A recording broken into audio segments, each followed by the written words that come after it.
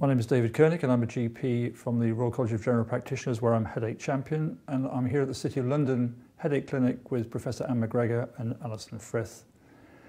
We know that migraine is more frequent in women than men, and there are a number of specific issues that affect women, and it's these that we're going to discuss in this session. And I wonder if I could ask you first about menstrual migraine. This is something that a lot of people suffer from. What actually is menstrual migraine? We know that about 50% of women with migraine report that there's a link with their periods.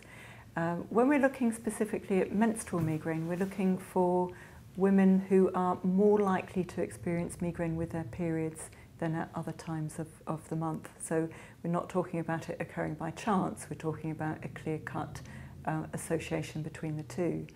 And these are attacks that aren't just occurring with the period. The triggers that we know are associated with this can actually lead to migraine a couple of days before the first day of a menstrual period, and obviously much worse on the first few days of a period as well. So it covers about 5 to 7 days out of a woman's cycle. The importance is that we recognise that these menstrual attacks are less responsive to treatment. They're more likely to recur once they've found an effective treatment, and they're much more disabling and longer lasting compared to attacks in the same woman at other times of the cycle. We talked about how the brains of migraineurs don't respond to change well, and I guess it's this change in hormones that occur around this time that triggers off the migraine as well as triggers off the period. That's exactly it. We've defined or discovered already 2 different hormones that may be involved in menstrual migraine. The more obvious one is the hormone estrogen that naturally falls towards the end of the menstrual cycle. And it's this natural drop in estrogen that some women's brains seem to be sensitive to and trigger a migraine attack. The other hormone that appears to be involved is one called prostaglandin. Now, prostaglandin is the hormone that's responsible for those nasty, painful periods, and that seems to be much more relevant in young women, in teenagers, when they have very heavy, painful periods. They often get a bad headache with it as well, and actually they've got menstrual migraine. Mm-hmm.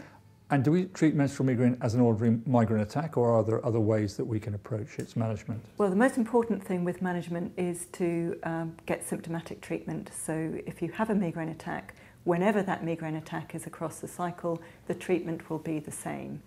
The difference with menstrual migraine is that women may need to repeat the doses of symptom treatment on several consecutive days.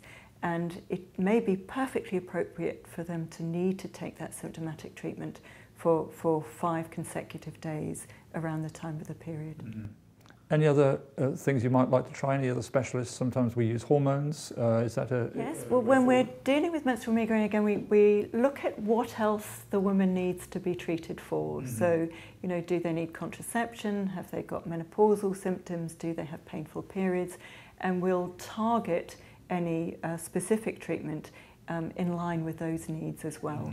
But essentially it may be that we give them a non-steroidal to treat painful periods, and that can be given as a course over around the time of menstruation as a short-term preventative treatment.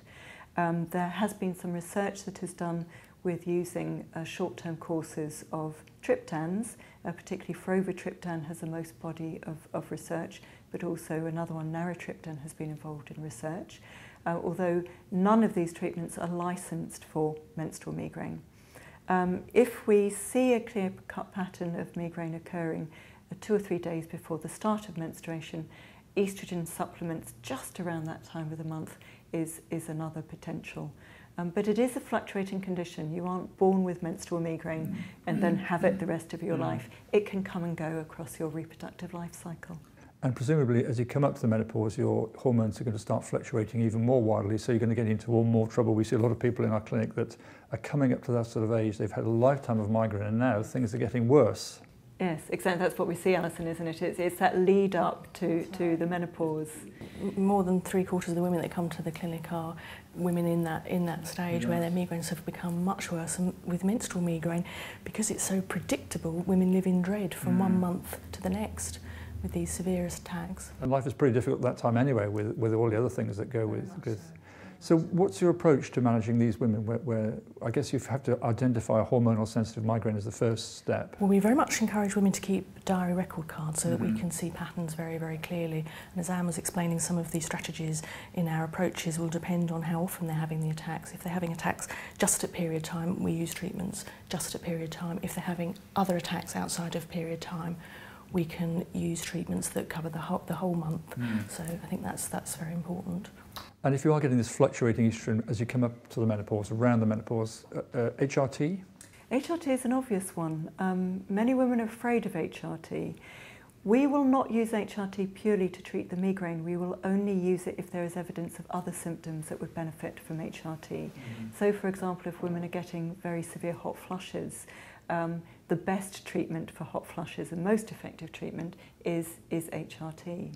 And I think once we explain to women that if they're taking it short term, just for a couple of years while we're dealing with these hormone fluctuations, that isn't associated with any long-term increased risks and may indeed provide them with significant benefit.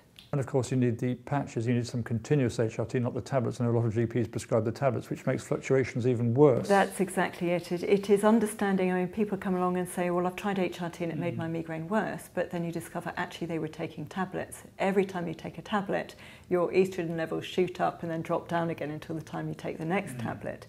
Whereas with estrogen gel or with patches, that provides a nice stable hormone environment that we're trying to achieve to prevent migraine.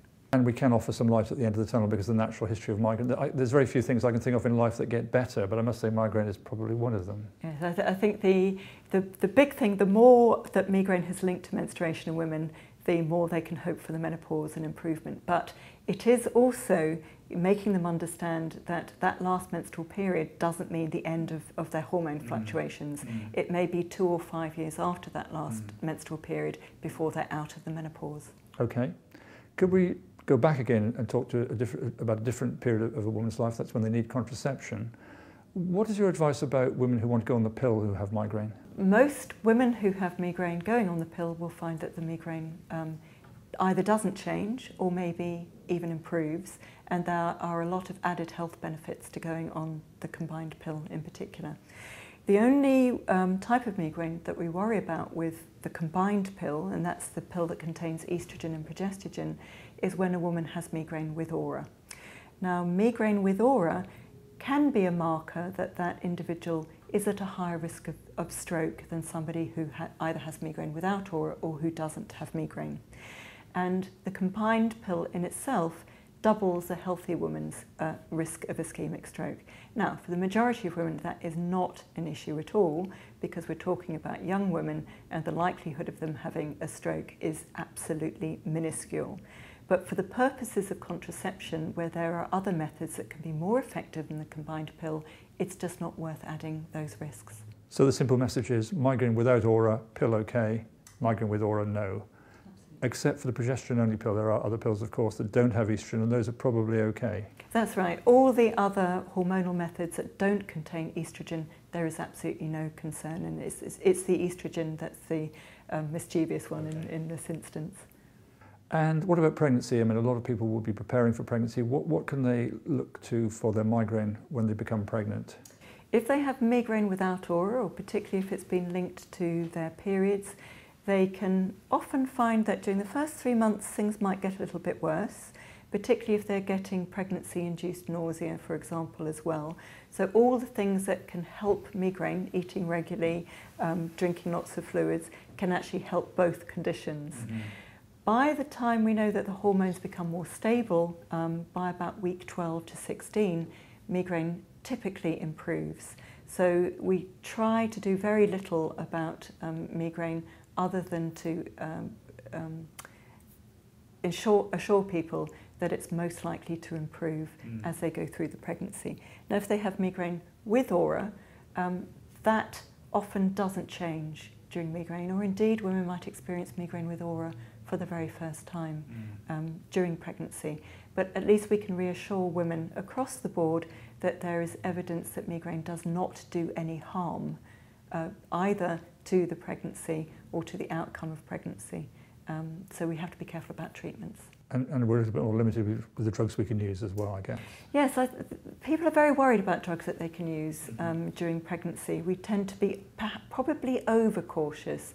And I think it's true to say that the majority of drugs that women have been using in their non-pregnant state can be continued during pregnancy. Okay, well, thank you very much. That's a little bit about migraine in women. And we're going to be moving on to our final session. And we're going to be talking about where migraine sufferers can go to seek help.